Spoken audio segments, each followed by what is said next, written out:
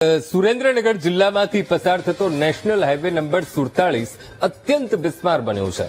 વર્ષ 2018થી Ahmedabad national highway પર 6 લેનની કામગીરી ચાલી રહી છે અને રાજકોટ સુધી 6 લેનની કામગીરી પૂર્ણ કરી દેવામાં આવી છે, પરંતુ રોડ શરૂ થયાના માત્ર 6 મહિનામાં જ હાઈવે પર ઠેર ઠેર અસંખ્ય ખાડાઓ પડી ગયા છે। તેમાંય લીંબડીથી ડોડિયા બાઉન્ડ્રી સુધીના હાઈવેની હાલત તો અત્યંત દયનીય છે। હજુ તો 6 લેન હાઈવેની કામગીરી સંપૂર્ણપણે પૂર્ણ થઈ નથી, એ પહેલા જ લીંબડીથી ડોડિયા બાઉન્ડ્રી સુધીનો હાઈવે બિસ્માર થઈ ગયો છે। ચોટીલાથી રાજકોટ જતો 20 કિલોમીટર સુધીનો રોડ અતિશય બિસ્માર હાલતમાં। ચોટીલા પાસે જાનીવડલા ગામ નજીક રોડ પર મસ્ત મોટા ખાડાઓનું સામ્રાજ્ય ફેલાયેલું જોવા મળી રહ્યું છે। કોન્ટ્રાક્ટરે કરેલી કામગીરીમાં નબળી ગુણવત્તા સ્પષ્ટ દેખાઈ આવી છે। વરસાદમાં રોડ સંપૂર્ણપણે ધોવાઈ જતા વાહન ચાલકો કોન્ટ્રાક્ટર સામે આક્રોશ વ્યક્ત કરી રહ્યા છે। તો નબળી કામગીરી કરનાર કોન્ટ્રાક્ટર સામે કાર્યવાહી કરવામાં આવે તેવી વાહન ચાલકો માંગ કરી રહ્યા છે।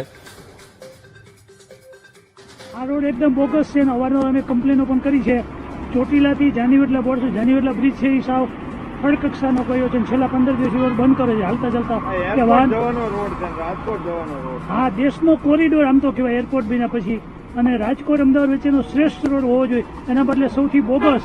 અને આ કંપનીને હું કહું છું કે ખાલી પનિશમેન્ટ નહીં પણ આની પર પોલીસ કેસ પણ થવો જોઈએ, કારણ કે અકસ્માતથી જે લોકો મરે છે એની વ્યક્તિગત કંપનીની જવાબદારી નક્કી કરવી જોઈએ। અને કંપનીવાળા લોકો ચોટીલા પાસે જલારામ મંદિર પાસે જે બ્રિજ બન્યો ત્યાં અત્યારે પણ નાખે છે, વળી પાછો 2 દિવસ થાય બંધ થઈ જાય। અહીંયા જ્યાં જગ્યાએ આપણે ઊભા છીએ ત્યાં પણ આવું જ થાય છે, અને રાત્રે તો ટ્રાફિક જામ થાય, જેના કારણે માથાભારે ટ્રક ચાલકો વચ્ચે ઘૂસે છે, ટ્રક નાના ફેમિલી વાળા લોકો પ્રોબ્લેમ પણ થાય છે। આમાં ખાડા પડી ગયા ભાઈ, તમે જોવો તો ખરા રિક્ષામાં ખાડા નકરા બીડા છે, આમાં રિપેરિંગ ખર્ચો વધી જાય છે। શું કરવું જોઈએ? આ રસ્તા કઈક રિપેરિંગ કરવા પડે ને। જો અરે કાંઈ ઘટે નહીં, મોદી સરકારમાં કાંઈ ઘટે નહીં।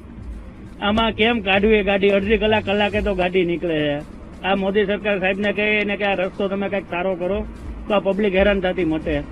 આમાં ચામુંડાના દર્શન કરવા માણસો આવે બહુ હેરાન થાય છે। એરપોર્ટ જતો રોડ છે, એરપોર્ટ જતો રોડ છે તો વધારે સારો કરવો પડે રોડ।